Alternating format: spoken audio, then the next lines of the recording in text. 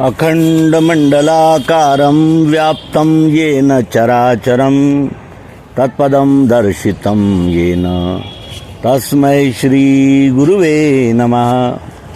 अज्ञानान्धस्य लोकस्य ज्ञानाञ्जनशलाकया चक्षुरुन्मीलितं येन तस्मै श्रीगुरुवे नमः। आज इस अंक में हम अटपट वाणी में झटपट बोध देने वाले महान संत श्री कबीरदास जी महाराज, इनकी एक रचना चिंतन के लिए, और इस रचना की चिंतन से हमें जो बोध प्राप्त होता है वो अध्यात्म विज्ञान को इस नर शरीर के उपस्थित रहते रहते हमने प्राप्त कर लेना चाहिए। इस दिशा में भी प्रेरित करती है, हमें होश में लाने वाली ये रचना है। रचना इस प्रकार है। माटी कहे कुमार से तू क्या रोंदे मोय, एक दिन ऐसा होवेगा मैं रोंदूंगी तो है, मैं रोंदूंगी तो। आए हैं तो जाएंगे राजा रंक फकीर, आए हैं सो जाएंगे राजा रंक फकीर। एक सिंहासन चढ़ चले एक बंधे जंजीर, दुर्बल को न सताइए जाकी मोटी हाय, बिना जीव की सांस सो लोह भस्म होई जाए। चलती चाकी देख के दिया कबीरा रोय, चलती चाकी देख के दिया कबीरा रोय।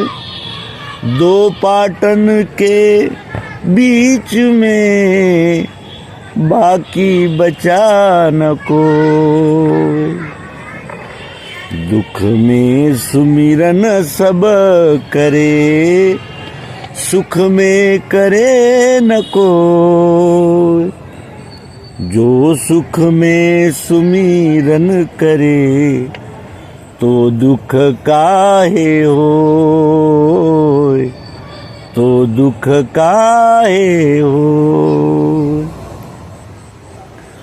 पत्ता टूटा डाल से ले गई पवन उड़ाए, पत्ता टूटा डाल से ले गई पवन उड़ाए। अब के बिछड़े कब मिलेंगे दूर पड़ेंगे जाए, कबीरा आप ठगाइए और न ठगिए कोई, आप ठगे सुख उपजे और ठगे दुख होय, और ठगे दुख होय।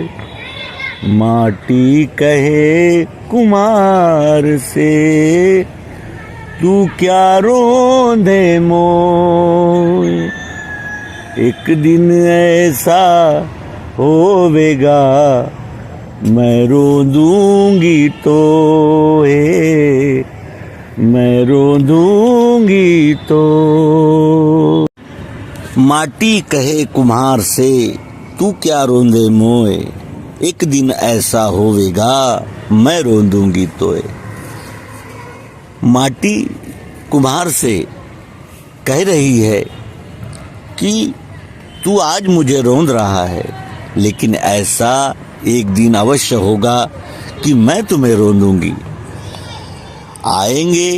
आए हैं तो जाएंगे राजा रंग का फकीर, एक सिंहासन चढ़ चले एक बंधे जंजीर।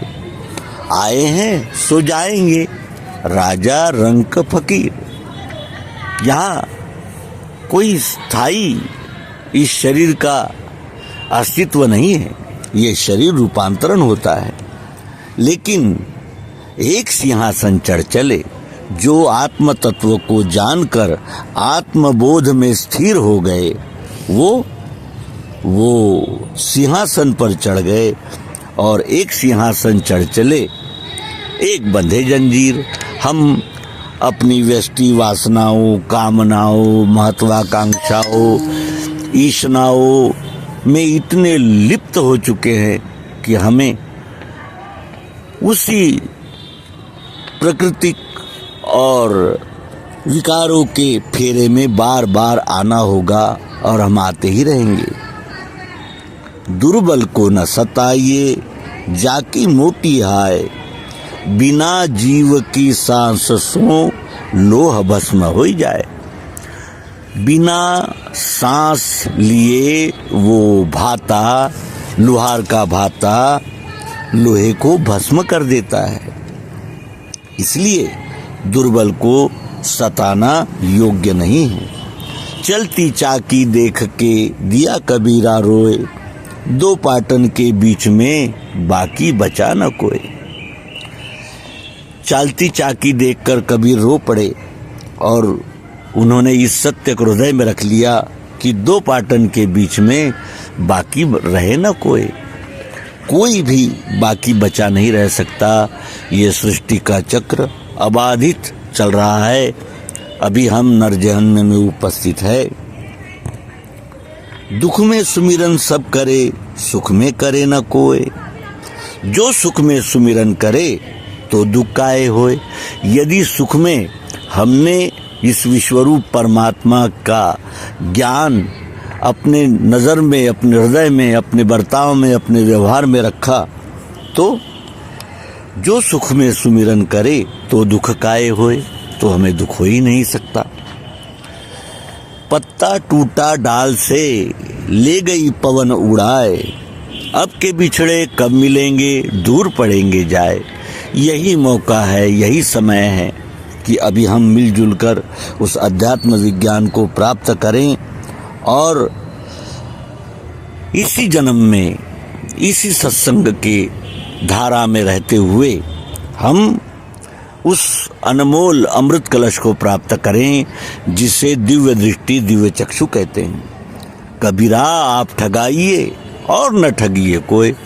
कबीर दास जी कहते हैं कि हम अपने आप को ही ठगते हैं, हमें कोई दूसरा नहीं ठगता। क्यों? क्योंकि आप ठगे सुख उपजे। आप किसी को जब ठगते हैं तो सुख निर्माण होता है और ठगे दुख होए। और वही क्रिया जब दूसरा करता है तो हमें बड़ा बुरा लगता है। क्यों? क्योंकि जब हम ठगते हैं तो हमें आनंद होता है और जब हमें कोई ठगता है तो इस जागृति को देने वाली इस संतवाणी को इस अंक में प्रस्तुत करते हुए हम अत्यंत प्रसन्न हैं और अपने मित्रों से भी विशेष रूप से प्रार्थना करते हैं कि वे संतवाणी का अपने मन में सूक्ष्मतापूर्वक विचार करें और अपनी बुद्धि को भी अध्यात्म विज्ञान की दिशा में जाने के लिए प्रेरणा दें। धन्यवाद। नर्मदे हर।